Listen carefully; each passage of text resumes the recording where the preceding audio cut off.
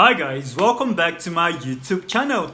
I'm Tobit and I'm here with tonight's live eviction full gist. So guys, unlike previous eviction Sundays, we don't have any nominated housemates. And this eviction Sunday is just riding solely on that second box that Ipeleng won on Monday for winning the supreme veto power. Now there has been so many speculations online on what the content of the envelope is. People are saying that she's going to evict someone this Sunday. Some people are saying that she's going to pick another finalist to stay to the last day.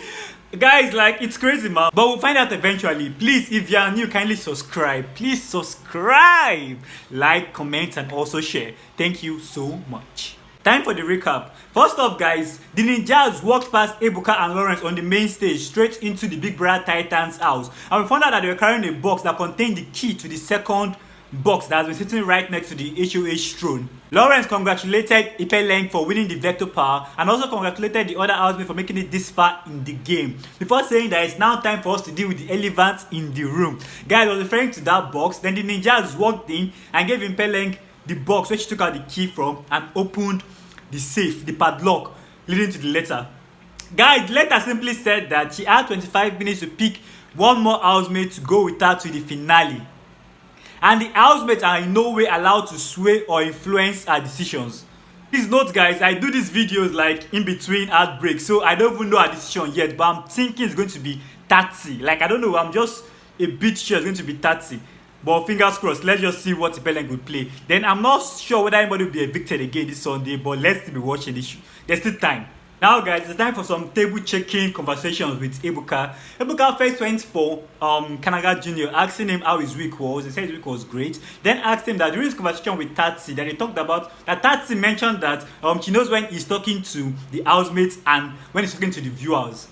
Kanaga Jr. replied that it's not a strategy and he got here to the top 12 by being himself. Ebuka then went on to Taxi, asking that in that same conversation that Taxi told Kanaga that she's quite manipulative.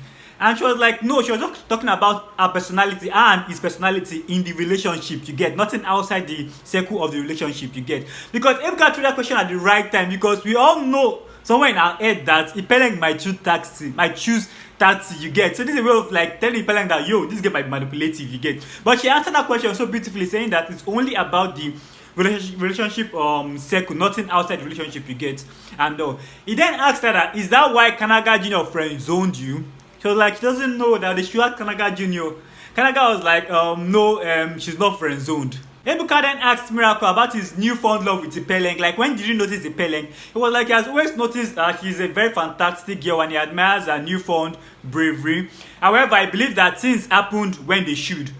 You get, like, looking out of the house, and this is just the right time for two of them to, like, you get. Then moving on to Blaqboi, he asked him about him and Blue Ava. He said that they are cool. He then asked him that, is it official now? He was like, we're in the process. So maybe eventually there'll be a major ship between Blaqboi and Blue Ava. Ebuka then asked Blue Ava whether her supposed ship with Blaqboi was mutual. She said yes. It was not like, what do you call him? She said Blue Boy. She calls him Blue Boy instead of Blaqboi. He then asked her that did she ever think that Nana was an intruder? She was like, yes, initially before they had the conversation. It was not like, now, is Nana still an intruder? He said no. She likes to believe that Nana is not an intruder. Then he asked Nana if Blue Ava was right, thinking that Nana was once an intruder, or does Nana think it's the other way around and Blue Ava was the intruder? And I was like, no, she doesn't believe she was an intruder and Blue Ava too was not an intruder. She just played it like that. That was a very, very safe answer.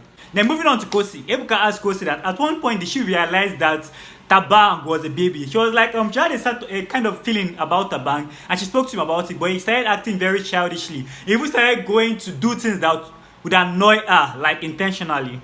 Speaking to Yvonne about Juicy J, like how was the week without Juicy J? She was like, she struggled, she fell sick, she even just started picking up on Wednesday, and she takes back her word. She said the first week of like she's not coming here to make any friends again. Like she takes back her word, and she knows that Juicy J want her to like live her best life. You get, like, so she's now pushing on without him.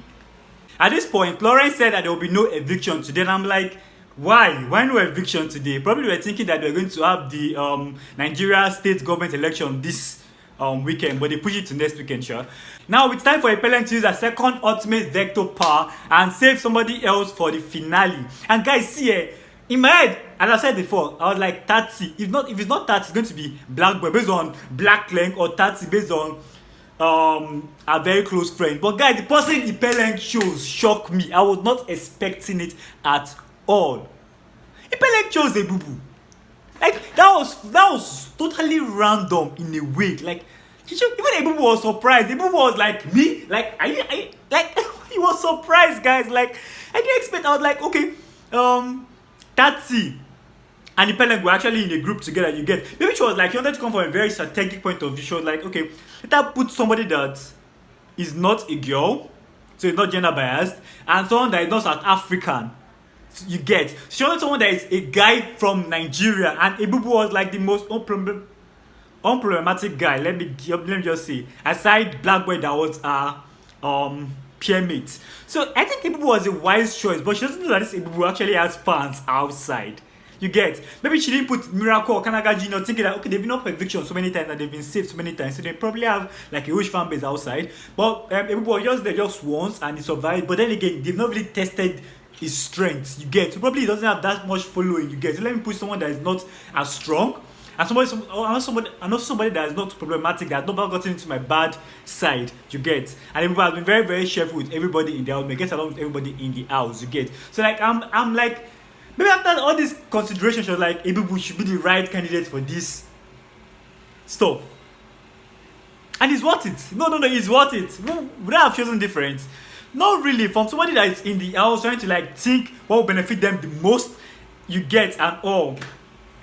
No, it's worth it. Although this Sunday show was a bit kind of like down, like I was rated a bit very, very down because there was no eviction. The highlight was not highlighting Gen Z.